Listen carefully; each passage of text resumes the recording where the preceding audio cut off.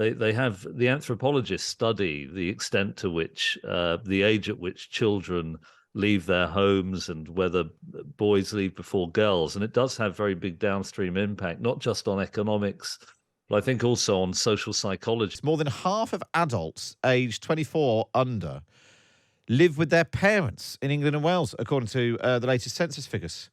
I also found that more couples are delaying starting families due to economic stress. The biggest rise is in London. Manveen, how long did you stay with your parents?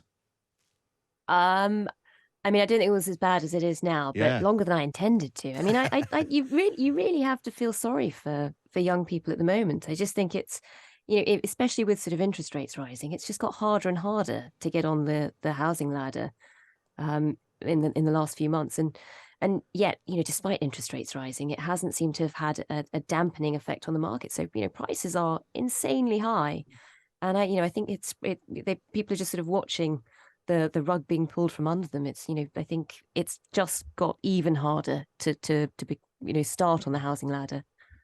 And even renting is tough. So part of the reason why I think people seem to be staying at home is to try and save on rent, to try and build up a deposit, either to rent or to buy later on.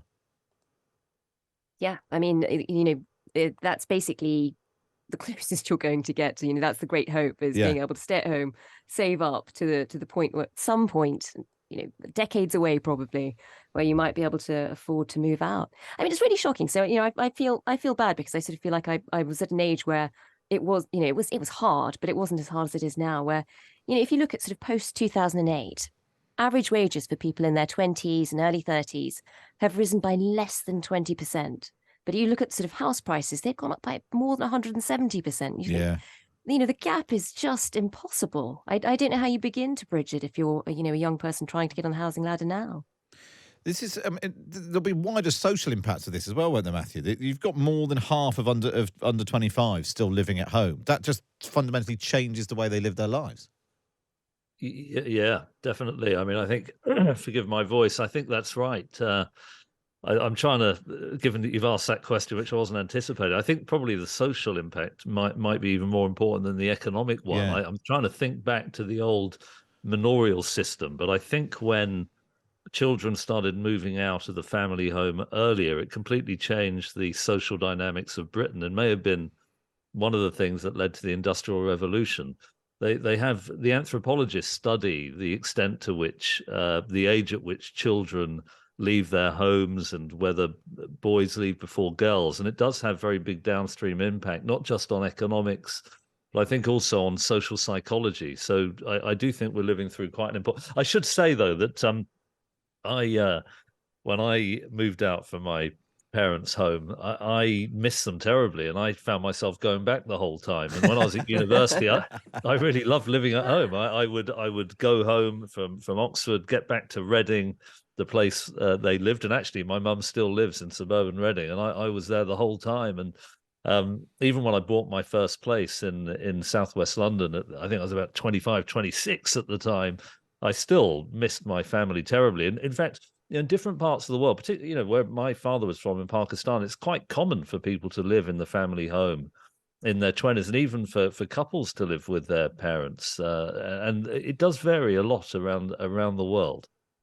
Well, there's something interesting going on with the sort of the point at which you become an adult. There's a debate about, lowering the voting age, while also putting up the age you can get married. On the one hand, at what point you become an adult who stands on your own 2 feet. In some areas, that's getting younger, but moving out, starting your own life, having your own roof above your head is quite a key marker of that, isn't it, Manveen? Yeah, absolutely. Your life doesn't start. Well, I think sort of in terms of responsibilities and, particularly when you're talking about voting age, for example, you want people voting who are thinking about sort of, the economic impacts of taxes, etc. And you're slightly cushioned from the fallout of that if you're living at home. Although I think, you now have a generation of people who feel so aggrieved by the fact that they're never going to get onto the housing ladder, or not for decades, that that has a whole other impact on voting patterns too. It's really interesting. I think, as Matthew was sort of saying, the social impact is going to be fascinating. It sort of slightly changes people's risk register if they're sort of living at home, if they sort of feel kind of cushioned, but also angry about it. You know, the way they approach life is bound to change. And it was interesting, you know, as you sort of said, people are starting families later because they feel like they don't quite have that independence yet. So this, you know, we'll feel the ramifications of this for generations to come, probably. I mean, I'm quite surprised you said, Matthew. What was the appeal of Reading? I mean, I'm quite familiar with Reading. Why did was it just your parents there? Or was there something very specific about Reading? Oh, it was my parents and my brother and sister. I mean, Reading was all right. I mean, it's suburban Reading. For those familiar with this town, it's early, just off the Wokingham Road. Oh yeah, no, well, yeah. In fact, we just sort of fit into John Redwood's constituency.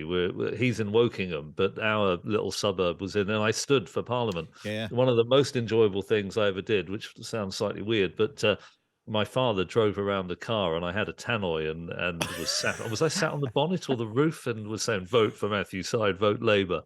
God, I missed that. But it was them more than anything else, and I felt a tremendous connection with my parents and with the place I grew up, and I don't think I ever really have lost that. And I think the strong tradition of nuclear families in England, in particular, in the later Middle Ages, meant that people, I think, did started moving away from their parents earlier. Adulthood emerged earlier, I think, in Britain. And perhaps that is beginning to slightly change. I mean, the question is what you do about it. How do you recalibrate the relationship between wages and house prices? And the typical answer to that is we need to build more houses.